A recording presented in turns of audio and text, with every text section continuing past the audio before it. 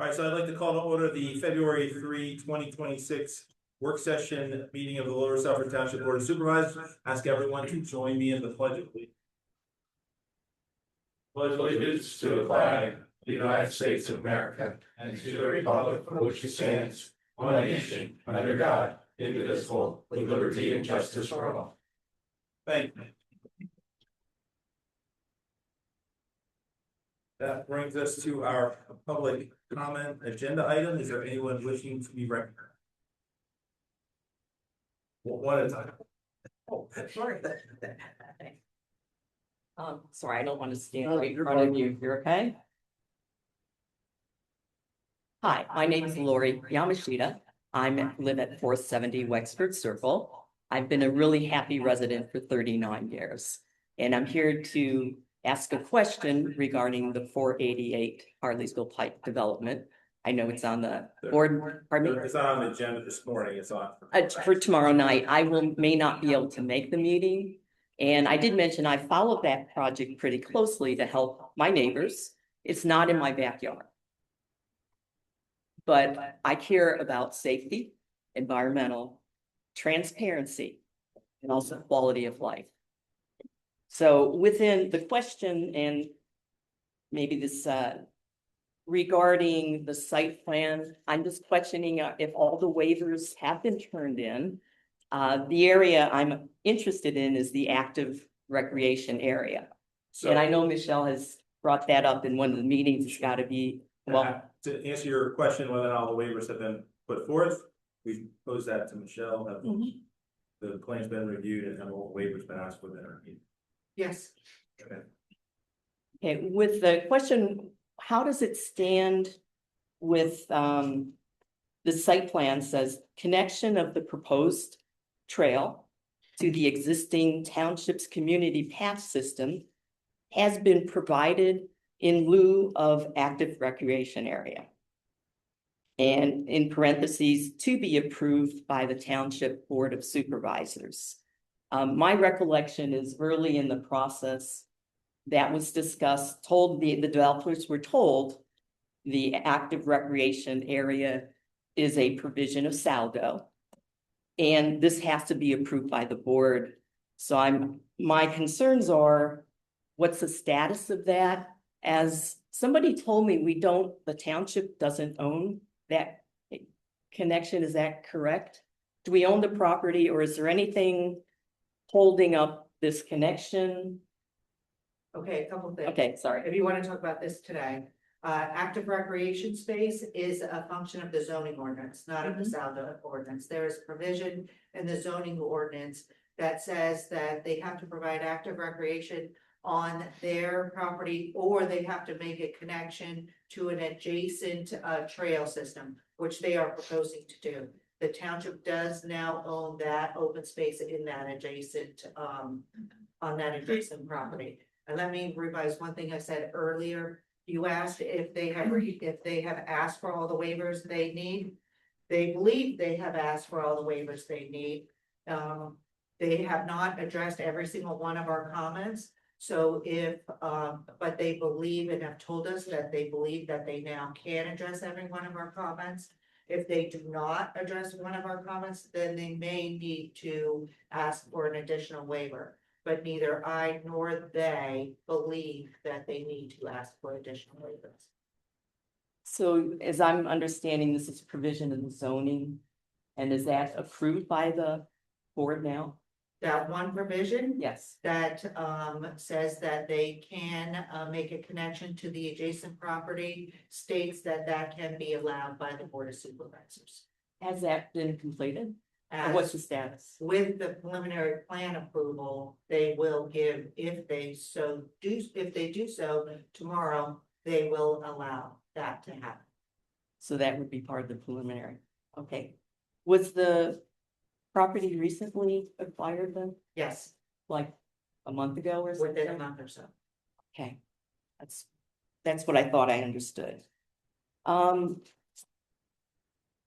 Just in terms of my statement, safety, environmental, transparency, and quality of life. That's why I'm here.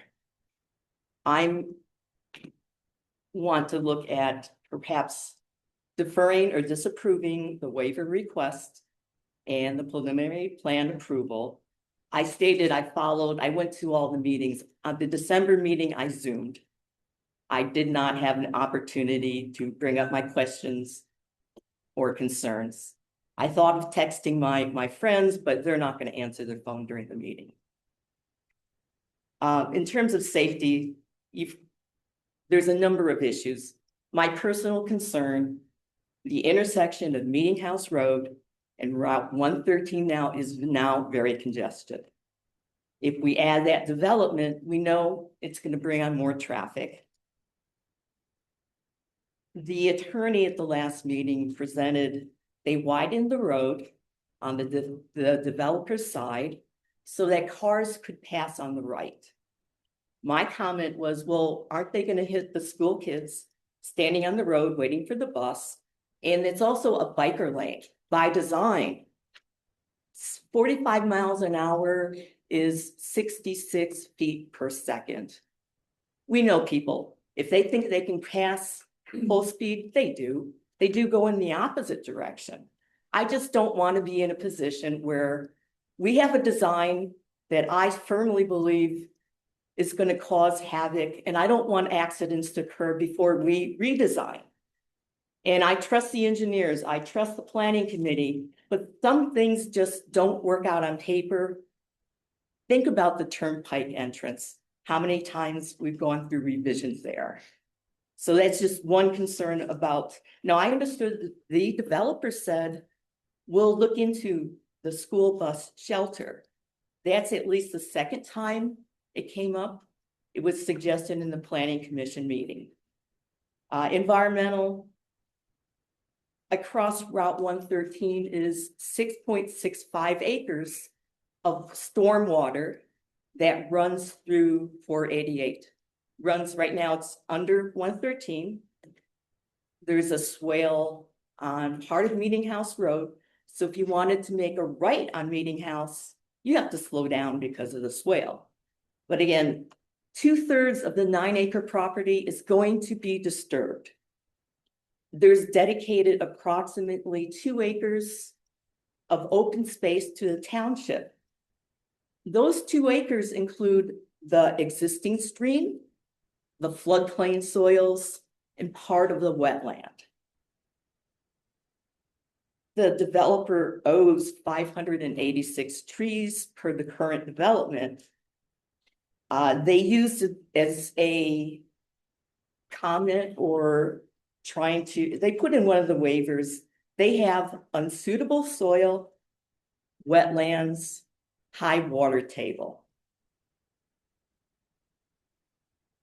The concern I brought up with that is also what I feel is a lack of transparency with how some of the engineering data was communicated. Last time I was here, I brought up the 222-page post-construction stormwater report. Buried within there was one little line that it had not been completed. Calculations for a 100-year storm. I mentioned I thought it was suspicious because usually a big report, page 1 says everything's okay. There was no executive summary. It made me page through quickly. And I found that, to me, it was the report said was not stamped by a PE. There was no name. And again, it didn't communicate what it said it would on the cover page. The other part of transparency, I brought up Arna Engineering, located in Doylestown, has 2 principal engineers. The website says PE for both of them. The letterhead, they do business in Pennsylvania. The letterhead says 2 names, PE, but one of them, only one is registered professional engineer in Pennsylvania. Now, to me, that's, I don't know, Mr. Bergman, I can't see you doing business in another state for another place, but I don't want to bring it up. So I'm licensed in 14 states. We do work around the country, and I do work in states where I'm not licensed, in terms of legal work. So in terms of signing and sealing plans, the states that I'm licensed in, I can sign and seal plans. I have seals for those states. I would not attempt to sign and seal plans where I am not registered, and I suspect that they operate in the same manner. And you only need one PE to review the plan and decide. Not everybody in the entire organization has to be a PE. Right, Oh. so when you sign and seal plans, those plans are prepared by you or under your direction. It's the same as Michelle, she's overseeing.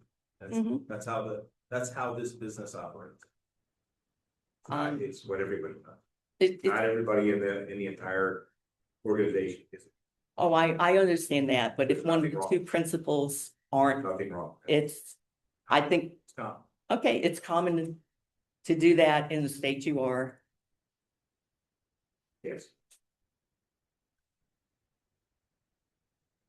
If something is discovered in the field, I know a PE has to address it for many of the requirements. In terms of quality of life, you're looking at the 26 townhouses. There's 2 stormwater management basins, the other natural features I mentioned. They have met, I understand the zoning requirements, but they shorten things. 5 of the 26 houses don't have full patios. So in order to squeeze in enough, they may be cut off by 5. There's one house, number 20, that has no patio. So that family can walk out onto soil above the wetlands in the stream. Without the active recreation center, they don't have a playground. They have a swale between Route 113 and the first row of houses. There's stormwater, there's swales, there's catch basins. Basically, a lot of that open space is to manage the stormwater. Why is it important to me? I think physical activity for your physical, mental, emotional health. I volunteer as a ski instructor and a bike buddy for people with disabilities. So I just feel very strongly about that. And I wanted to just say that. In terms of the developer not following basic directions, they were told to submit the land development plans after they received the HOP, the PennDOT highway occupancy permit. They didn't follow the direction. So they came in, which resulted in more work for the township. With each submission, there's the traffic engineer's report, the township engineer's report, Montgomery County. So they submitted incomplete, inaccurate, incomplete stuff, feedback back and forth. I'm just asking, this is a complex project in a congested area. I think I'm asking, could we just take a pause?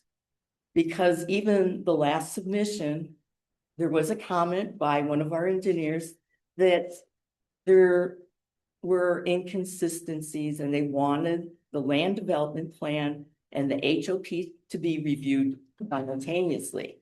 One example of one of the things caught before, they told the township this was the biggest size truck. But for the PennDOT, it was a different one. Not saying it's malicious, but it's a kind of error that comes with a very aggressive schedule. I trust the planning commission, but I just think the way this has gone, 7 submissions, 19 months, quick, very aggressive turnover. Initially, they thought maybe waivers. They're up to 13 now. So I'm feeling for safety, environmental, quality of life, and transparency. Let's just pause before somebody really gets nailed on 113. That's why I'm here. Machida, for my benefit, when you're asking for a pause, is that to, in your mind, scrap the project or redesign it? I'm saying I would like the board of supervisors to not approve the waivers and the preliminary plan approval. I think to get some more information, and I could go to I think it's December 5th, Stephanie's traffic report talks about, again, the land development package was not submitted with the HOP. Now, maybe that's a carryover from the previous, is it correct? I don't know, but those are the kinds of things, inconsistencies make me uncomfortable. And that widening of 113, we know people 45 miles an hour, 66 feet per second are going to be speeding down there. I don't want someone to get seriously hurt or worse. The review of that traffic safety is up to PennDOT, is it not? I mean, It is, and it's done in conjunction with Stephanie, the traffic engineer. I think in that comment, and I don't want to speak for Stephanie, but Stephanie was just saying that the land development submission did not come at the same time as the HOP submission. There isn't anything that says that they have to be submitted at the same time, and like it has been said, we've reviewed this many times. And perhaps for Stephanie makes it easier to review one with the other, but it's not definitely a requirement. And she has seen both the HOP submission, the highway occupancy permit, HOP, and the land development submission several times. It was the chair of the planning commission that asked the developer, don't come back until you have the HOP in hand. Right, Multiple they've times. secured And that HOP at this point, as I understand. Pardon me? They've secured the Yes. occupancy permit. at this- Yes. Very good. Any comment? Thank you. Thank you. Anyone else wishing to be recognized?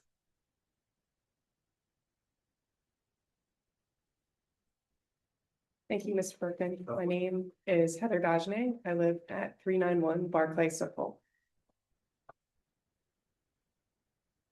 So I have two first questions for you guys, and then I want to open the discussion. So my first question is, at the last meeting, you mentioned, so you might remember I'm the advocate for the trees. That's what I talk about at these meetings.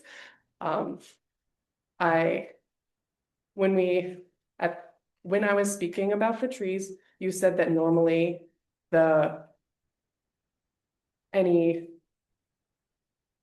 they don't say that they follow, when they're not following the letter of the law, they have to prove that they're following the heart of the law.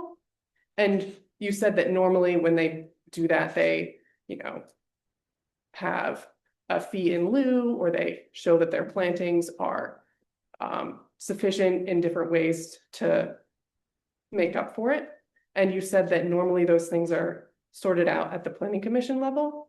Can you explain what you meant by the fee in lieu and other ways the applicant demonstrates that their plan meets the heart of the law is normally sorted out at the planning commission? I don't think I used the heart of the law. Okay, sure. Language, but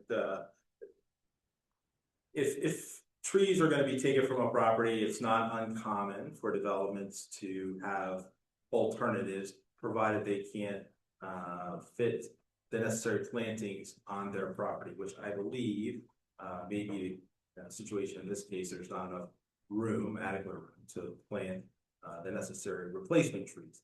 Is that true? I guess. To a great extent, yes. So they have some alternatives. One of the alternatives can be paying a fee in lieu of that replacement to the township, where the township then can plant trees in various areas, which would make up that difference. Is that what you're asking? Yeah, so Okay. at what point is that discussed and made firm? Because as far as I know, when they asked for their waiver, they did not say, we propose fee in lieu. They just said, we would like a waiver, period. So they did not say how they were going to Resolve that? Yeah. Again, so tomorrow night is preliminary approval. Okay. That they're gonna go back to the planning commission, right? For final. For final, and my suspicion is that will get resolved at that point. Okay. That's the way I would see it. Unless it's a part of the resolution that you will see tomorrow for a preliminary plan. yeah, it may be in the preliminary. Okay, We- so what you're saying We is, don't just let them get away with not planting trees. Mhm. There's some alternative they have to, it's not. Mr. Bergman had said it may be resolved, it's going to be resolved okay, before we get to the final plan stage. So, the fact that basically you guys understand that it has not been resolved yet and that they will have to demonstrate and that they are going to resolve that. So my other question is, under what circumstances does the board grant a waiver? What are the things that the developer has to prove in order to justify their waiver? I know in zoning, it's a very strict set of rules you have to prove. What is it for you guys? Well, it's really, you're talking about two different things, right? The zoning in the township is by ordinance, and we don't grant relief of that. If they want relief of the zoning ordinance, they have to go before the Yes. zoning hearing board. The subdivision and land development ordinance is something that we, as a board body, can administratively waive those requirements. We have that liberty, and you know, we take under advisement what the developer puts forward. That Also, clarify that? Well, some of the things, I think to your point. Most development, like when you go through the whole plan, they require curb and sidewalks. Mhm. Well, if you're in a development, you're putting a new house in it, the development's already there, but it doesn't have curb and sidewalk. It would be silly for us to say you have to put those in, because now you'll have no sidewalks anywhere else, Mhm. then curb and sidewalks, and no sidewalk, you know. So it depends on the actual instance, wherever you're, you know, the example that you're looking at, you know, the property you're looking at. yeah, So there's so a lot of things that play into that. when I was looking into the code, and I am not an expert, I have not read it in detail, I found in Lower Southwark Code that it said the conditions under which these waivers may be granted is that the developer has to show that they have a particular conditions on their site in which the letter of the law cannot be, it would be ridiculous for them to follow the letter of the law. And they also have to show that in not following the letter of the law, they are following the heart of the law. Now, the code doesn't use those words. But I was hoping that one of you guys would know what the actual words were and what the developer has to prove, because what my understanding is that the developer has to prove that the amount of waiver that they are requesting is the minimum. And I don't believe that they are actually requesting the minimum for the trees specifically, because I know there's like a little bit of space where they could plant more trees, and also they could layer the trees more. You know, they could plant big tall oak trees with redwoods, not redwoods, red buds and dogwoods underneath, right? Like layered planting, so it's not, you know, anyway. The question is, what does the developer have to prove in order to justify their waivers? Do they have to prove that it is the minimum amount requested, or can they ask for whatever they want? You know, like, how do they have to justify it? That's my question. Well, I mean, they put forth, it depends on the waiver and what you're asking. I mean, there's a big difference. If we grant the waiver, we're under some obligation to at least consider and approve that waiver. For example, 4-to-1 to 3-to-1 slopes in basins, we routinely approve 3-to-1 slopes. Mhm. So we would be hard pressed to say to a developer, no, you can't have 3-to-1 slopes, even though you've asked for them. We'd likely be subject to a lawsuit potentially. So we wouldn't necessarily go that route. So to answer your original question, they are requiring a total of 666 trees be planted on the property. Yeah, that's a large number. It is, and so and it may be an unreasonable number based on the size of the property. So relief of that requirement can be granted at the board through a waiver, which is what they're asking. And in that relief, they're willing to voluntarily contribute $75,000 in lieu of the remaining replacement trees. So that would afford the township the ability to go then and buy trees, plant them in the perimeter of our parks or where we see fit. So that's how that gets resolved. Does that make sense? So how do I say, is there a document where I can see? Can she get a copy of what we're gonna assign? In fact, I give you mine. That's the, oh. Beautiful. That's what will be approved tomorrow night at preliminary approval. That's the resolution. So you can feel free to read through there. And I did put some arrows where that 75,000. Okay. Excuse me, Okay, say thank you will approve it, has the decision been made? Well, it'll be put forth to the board to approve or not approve tomorrow night, at tomorrow night's meeting. It's on our agenda. So like, this is the whole text of, like, so, So what gets approved tomorrow is that resolution, along with the plans, or denied, the plans, and then what else that goes with that? I think that's it. That's it. And there could be modifications made to that resolution tomorrow. As it's put forth tomorrow.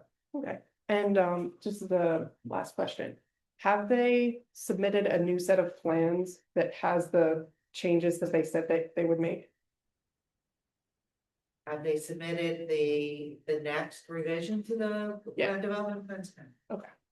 That's it. And Thank you for what they that do is, before it's actually final approvals for that, they need to have all the comments ready into the plan so that, you know, all of our concerns are addressed. Yes, and then it'll go in front of the planning commission again. Right. Right, so if there's opportunity to plant additional trees or make other minor modifications to the plan, they are able to do that. But tomorrow night is simply preliminary approval and all that suggests. So then what happens after? I said that was my last question, so that's fine. We're here for you. Okay, thank you so much. You're very welcome. Ms. Study? Yes.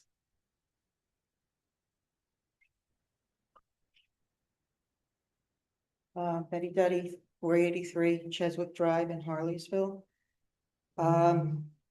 Just as an overview, we have been dealing with this developer probably over 2-3 years with the planning commission.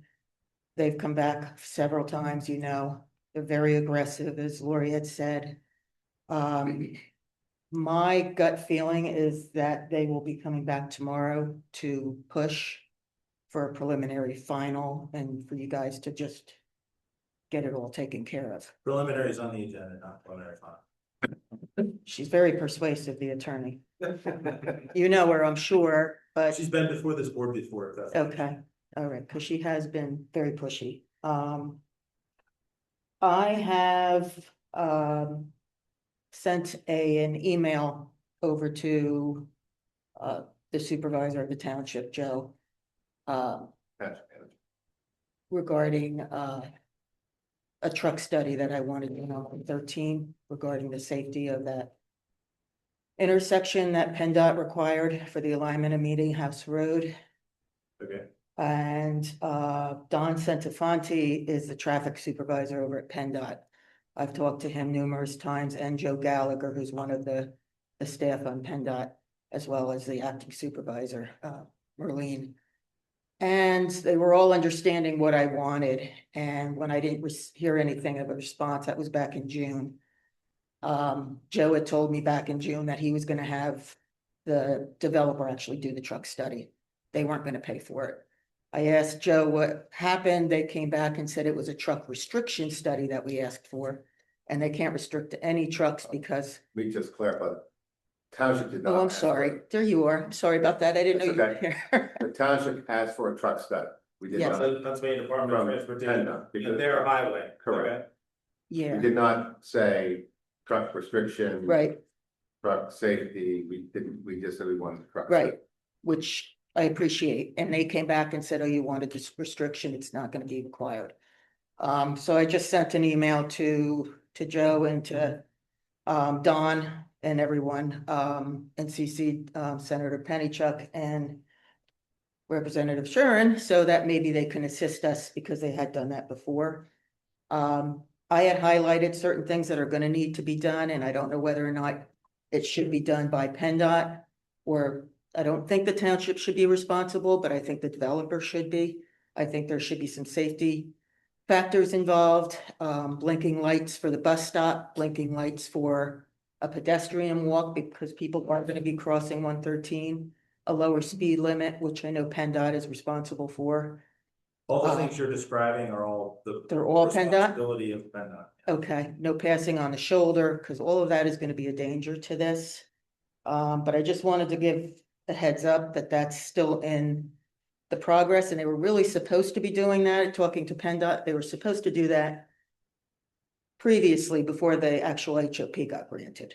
So basically it kind of slid under, and that's where we're at. I understand I it's. can't speak to their. I get it. process. No, I get it. I get it. The trees itself, not gonna, you know, dwell on that, except for it, the fact that we're not gonna have the 580 trees that are gonna be missing on that lot.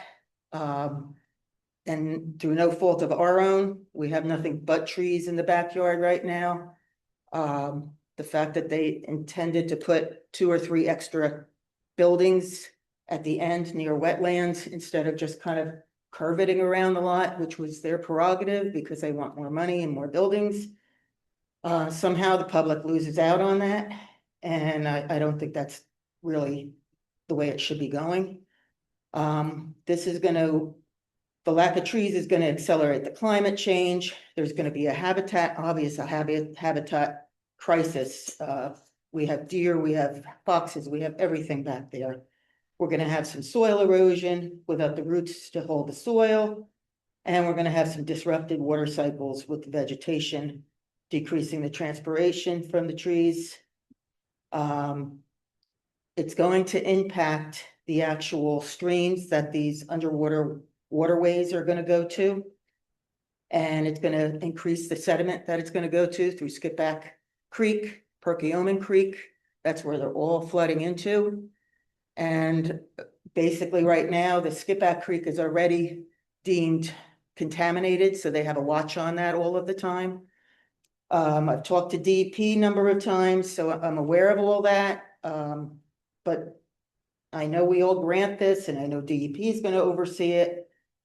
But I really think we need more trees. I think they need to make some type of sacrifice, and I think we need to put trees anywhere that we could possibly put trees. Whether they fit them or they don't, let them make that their problem to be able to fit it. Not that us accepting that and saying, oh, we'll plant over there. That's not gonna help our situation at all.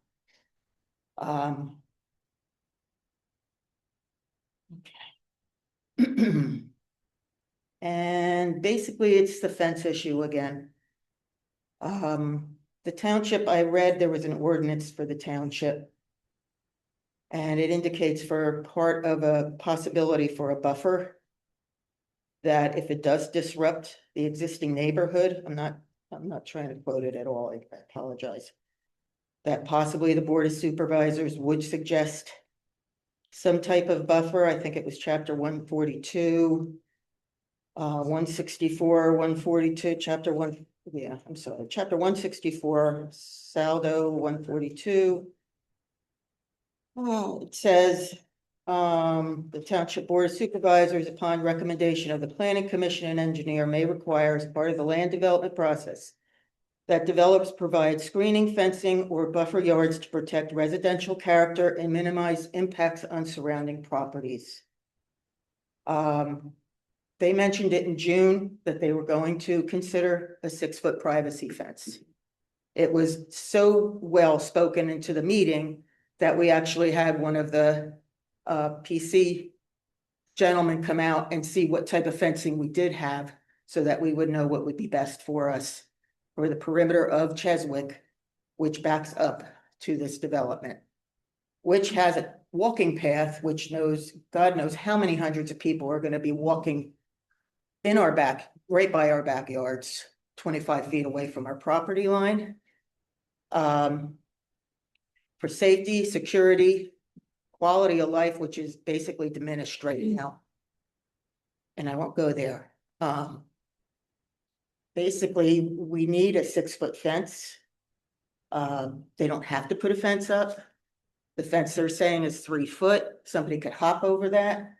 Not your problem, but some people have pools, some people have dogs.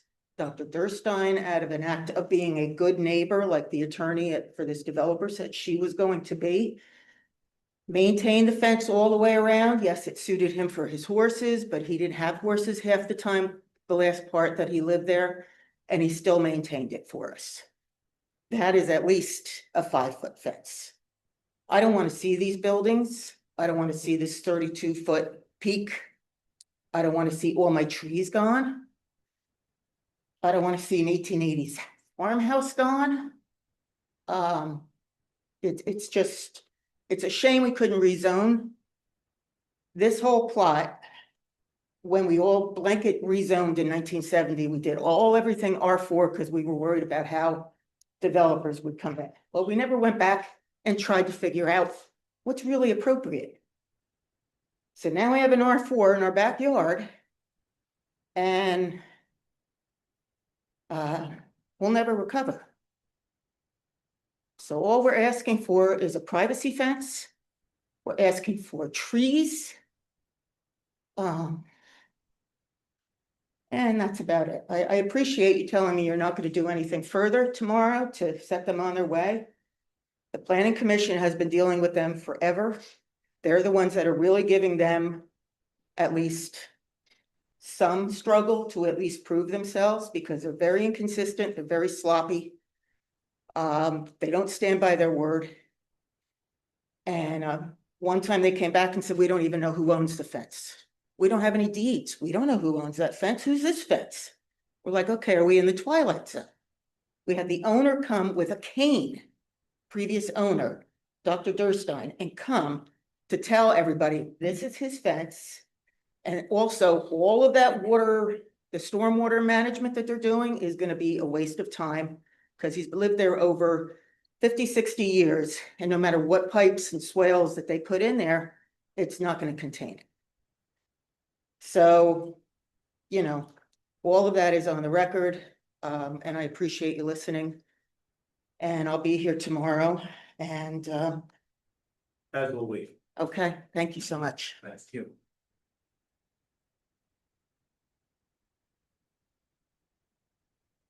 I'll make it brief. I am gonna try and come back tomorrow night, but I think what maybe tomorrow we can tie our concerns into the waivers. And for Betty's concern, the waiver that there's a requirement of 800 feet between streets. What's proposed is 240, and we understand that's mandated by PennDOT. But from those neighbors' perspective, they're getting a street or a private drive about 560 feet closer than what could be expected. Again, if streets are truly 800 feet apart. And it is a private drive with 13 parking spaces and overhead street lights. But that's one of the waivers that we're addressing here. Very good. Anyone else wishing to be recognized during our public comment period? Seeing no one, we'll move right along. Public Works Director, Mr. Jones. Good morning. Good morning. Morning. Just an update on some projects, the Virginville Road Bridge project, our solicitor actually reached out to the county solicitor regarding the icing concern. So we'll see if there's any response based on that. The Main Street sidewalk project, all the work's on hold due to the weather, obviously. Pioneer Circle, Pico is doing an electric reliability project there. The contractor has finished installing the conduit and are working on trench restoration as we speak. The new public works facility, unfortunately, no progress on that project. A couple of weeks ago, DEP was on site to do their MS4 inspection. The MS4 program is the township stormwater management permit program that's monitored and administered by DEP. The inspection with Joe, Holly, Grace, myself, and Mary Stover from CKS participated in the inspection. It was relatively quick and painless. A lot of their questions were answered just in advance based on our website and our annual reports. So CPS does a great job in providing all the information that's needed for DEP.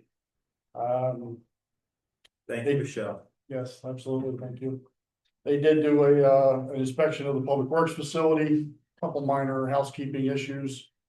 But all in all, there were no violations, so we are all good for this permit cycle. It's supposed to have, inspections are supposed to happen once every 5 years during the permit cycle, but I believe this is the first inspection that we've ever had, so we'll see what happens moving forward.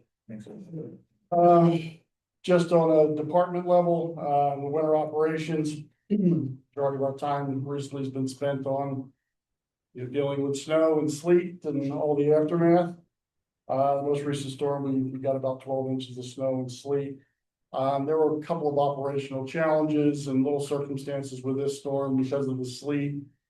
We typically will continue to plow with the main roads. I was concerned with forecast with sleet and possible freezing rain, that if we plowed the surfaces smooth, that we would have an icy concern. So not my nature just to sit and wait it out, but we sat and we waited it out. I mean, unfortunately, I think what happened was we actually did do, we did all the main roads, the through roads through the developments, and did a pass in and out and all the cul-de-sacs and the development streets. And I think once it was done, the neighbors and the residents thought we were finished. We always tell everybody, if it's not plowed curb to curb, we will be back. But with the neighborhoods and the cul-de-sacs, by the time we dug the last on the list. So by the time we got back there, everyone had shoveled out to where we had plowed and piled everything right in the street immediately adjacent to their driveways. So we can just go back in there and just blow everything back into their driveways. So we're Thank you for not doing dealing, that. Yeah. we're dealing with snow removal right now. So we're loading and hauling out of all the cul-de-sacs and all the streets that are narrow, because it's still winter and it's going to be winter for a while. So we're working hard at that. We've identified about 6 different locations throughout the township to deposit snow. We're looking with the frozen ground. It actually gives us an opportunity to look at locations that we otherwise couldn't get into. So in some of the meadows, some of the open spaces, some of the farmers' fields, like off of Creekview Drive, Pico or the PP&L right of way, where we have meadows that, with the snow and the salt concerns and everything that's in the mix, that there should be little to no environmental impact. We're actually utilizing some of the basins at Oliver Park. One of the basin there, Belcourt Manor, got the blessing from the HOA to use the basin there. So we're dumping the snow wherever we can, where it's not going to create a problem for anyone, and it's as environmentally safe, sensitive as we can be. We're also dealing with a salt shortage. So over the last couple of weeks, we've received 50 tons out of our 600-ton order. Wow. Yeah, so everybody's in the same kind of situation. So we spent a lot of time creating a temporary stockpile for anti-skid. So we mixed anti-skid and calcium flakes in with the salt to stretch the salt, and also to provide a little bit of a kick for the salt due to the cold temperatures. So we're doing everything we can to manage our resources at this point. So is the shortage the inability to deliver, or the inability to get the barges to go to, say, Delaware or Philly and get it? It's the barges. It's getting it to the Port. to the port. Okay. Correct. All right. Yeah, the barge was supposed to arrive last week, and now they're telling us next week sometime. But next week, the river may be frozen shut. You ever been lied to before? Yeah, Just for perspective, what's 50 tons, about what, 4 truckloads? that's 2 truckloads, Two two triaxles. There you go. Not a lot of salt. It's not. So we did well with the last storm in managing the resources, managing what we had. And generally in a storm like that, once we plow the main roads, we would generally salt, to try and keep those wet. But we did, and we salted it, in advance of the storm, or as the storm was first started, and then we salted at the end. So, things Worked out. Yeah. Excellent job. Yeah, Mother Nature helps us. We get sun, even though it's in the temperatures in the 20s. It has an amazing effect. So, lastly, we have an opportunity to acquire some gently used office furniture from a demolition site in Collegeville. So there's some cubicles, some office spaces that we're we're gonna dismantle and transport and store, for the offices, you know, the new spaces for the admin office, for my office, for myself and my assistant. And also for future use, hopefully for a new public works facility. So I think that, there's an opportunity there to save some money. So we're taking advantage of that. Around the store, yeah, right. We find every little nook and cranny. So that is all that I have. Be happy to answer any questions. I just want to say thanks, to the Public Works crew for doing a great job with a very difficult situation. I mean, personally dealt with it in my driveway and it was a challenge, and I can't even imagine the miles and miles of data. And the job that you guys did with what you had to work with. Thank you. Thank you. I also do want to thank all the residents and all the property owners that moved their cars. There was a real concerted effort with getting everybody off the street, and it worked. There was, I mean, the guys were thrilled that, you know, with how little and how few cars we had to deal with during the event, so. That worked out well, so thank you to everyone that cooperated. I called to compliment your guys. I went out and talked to them and they told me how many hours they had worked consecutively to keep things clear. And I'm on a cul-de-sac, you know, and it's a very difficult area, but great job. Thank you. Great. Thank you, appreciate it. Yeah, I have a dedicated team, and it does take a lot of it with these prolonged storms and the volume of snow that we got. Yeah, it's a lengthy endeavor. It really is. Thank you. Thanks, Doug. Good luck. Thank you. Thanks, Doug. Anything else? Moving right along, police chief. Again, I just want to echo the comments that were just made regarding snow removal. I think Doug and his crew did a great job. Fortunately for us and the general public, between Sunday and Monday, we only had one vehicle we had to address. That was an ambulance that got stuck in the snow. Just the one. So they heeded the snow emergency declaration, and I think it was a great use of the message boards to notify everybody to remove as well as to follow up on thank you. In other news, Officer Zachary Loveness started with us yesterday, so he is in phase 1 of the field training program, and will be sworn in tomorrow night.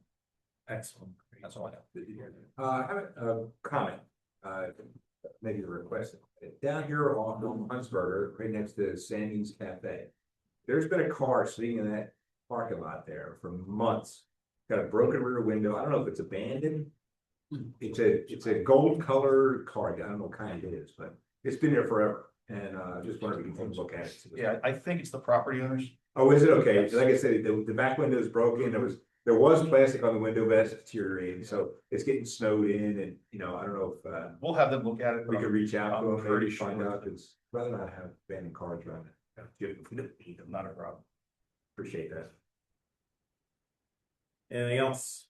All right, moving right along. Building and zoning director, I believe that's gonna be deferred to you, Mr. DeCamp. Yes, I'll give the building and zoning report this morning as Mr. Yuki's at a zoning conference today. For January, there were 58 permits issued as opposed to last year where there was 35. There's no zoning hearing board scheduled for February. Popeyes is now open as of 1/29/26. Burger King should be open soon. Final inspection is scheduled for tomorrow. On the Board of Supervisors agenda, 0 Hoffman Road, preliminary final residential subdivision. There will be discussions of waivers only. Ordinance 2026-02 sign ordinance amendment. This is for authorization to advertise, and this is the purpose is to make the AO sign requirements more clear. Resolution 2604, 488 Harleysville Pike, preliminary land development plan approval. Final plans have not been submitted yet. And then that's it for his monthly report. And I'll now ask Michelle to give an overview of the stormwater management ordinance that the planning commission has been working on. Yes, happy to. Thank you. So what you have in your packets is a draft stormwater ordinance. Currently, the township's stormwater requirements are within the subdivision land development ordinance, which means that only those developments that come in for a subdivision or land development have to adhere to those requirements. What we're proposing to do is to take those requirements out of Saldo and have them in a standalone ordinance, which means that anybody within the municipality who does earth disturbance or increases their impervious coverage by a certain amount will have to do some sort of stormwater management. What we base this on is the MS4 model ordinance, the municipal separate storm sewer system model ordinance from DEP, which is a requirement from DEP that we upgrade the stormwater ordinance to today's standards. Your current stormwater ordinance is probably decades old. So as you can imagine, there's newer standards, newer things that have to be done, especially in regard to the way that stormwater is handled or managed. New standards with regard to different types of basins that can be used. I don't expect you to know, but there is a new type of basin, a managed release concept basin, which is the in thing in stormwater management, and it's used in areas where you cannot get any infiltration. Those requirements can now be put into this ordinance. So we updated the MS4 model ordinance to revise things that we can, to revise things that we're recommending to the board. And we're including in here things that we talked about recently today in regard to waivers. We did a list to see what was the most requested stormwater waivers in front of the board for the last several years. As Mr. Bergman said earlier, 3-to-1 basin side slopes is one that is always before the board. Rather than requiring 4-to-1 basin side slopes that was in your old ordinance, we're now going to allow 3-to-1 side slopes in basins. The size of pipe in your existing ordinance, there is a requirement that it be 18-inch diameter in all aspects, in all places within the township. We are now only going to require that within township roads or private roads.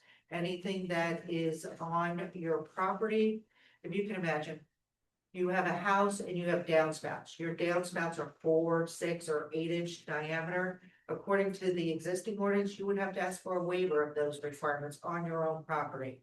We're now going to allow that to be acceptable as long as the capacity is there for those downspouts, and only require waivers for a township dedicated property and roads.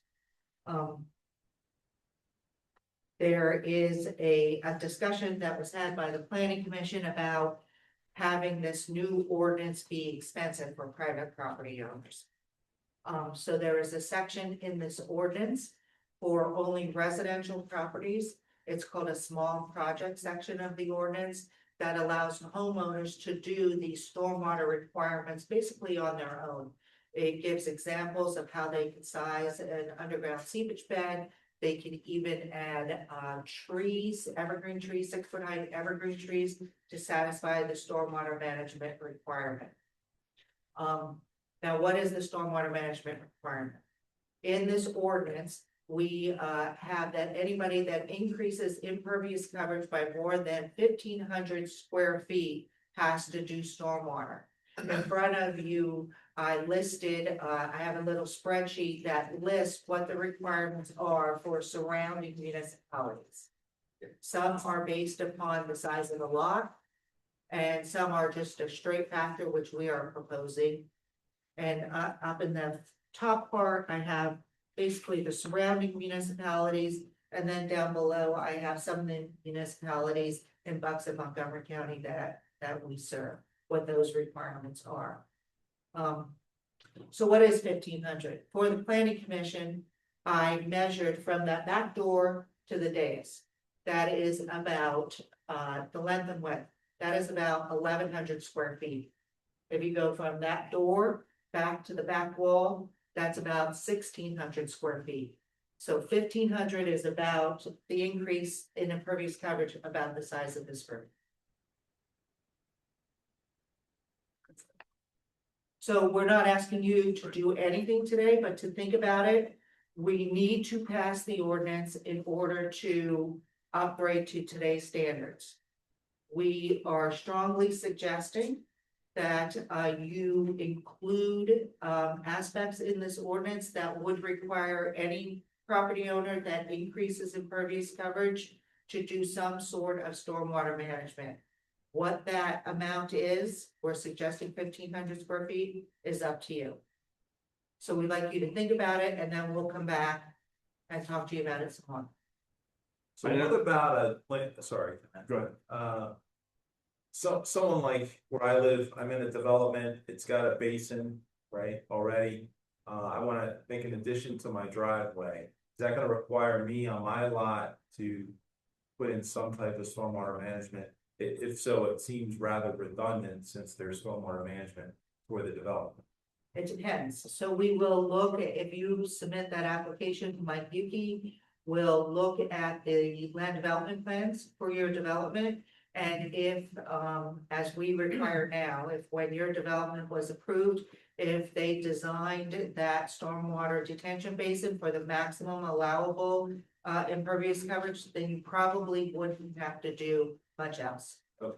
Yeah, but if they're at a minimum with that basin, then you'd probably have to add something on your property. You may. I noticed that Hatfield says except for swimming pools. Any comments on that? Hatfield, like Warwick Township, which isn't listed here, Warwick Township in Bucks County, had more concerns with people that are adding swimming pools. So I'm not sure what the Hatfield requirement is, but Warwick Township for swimming pools requires as-built plans after any swimming pools are built in order to make sure that they are built according to any approved plans. I could get back to you on what they are for the swimming pools in Are they considering swimming pools as impervious now? Again, Even though it holds depends water? upon municipalities, but the definition in some municipalities for impervious coverage is any area that does not allow infiltration, does not allow water to absorb. And newer ordinances, newer requirements from the state say that you have to manage it, you have to build a detention basin that manages the rate of stormwater runoff, but you also have to control the water quality and the volume. They want the water to still be able to infiltrate into the ground to help the water table. So if you are not allowing that water to infiltrate into like a pool, then they're still considering it impervious coverage. Michelle, let me see if I understand earlier what you said. You're suggesting that we update the ordinance to reflect greater than 1,000 for a developer, but greater than 1,500 for residents? No, I'm sorry if I wasn't clear. It's 1,500 square feet for anyone. Okay. Anybody that increases their impervious coverage by 1,500 square feet or more would have to do some sort of stormwater management. Okay, that's your recommendation for our township. Correct. Thank you.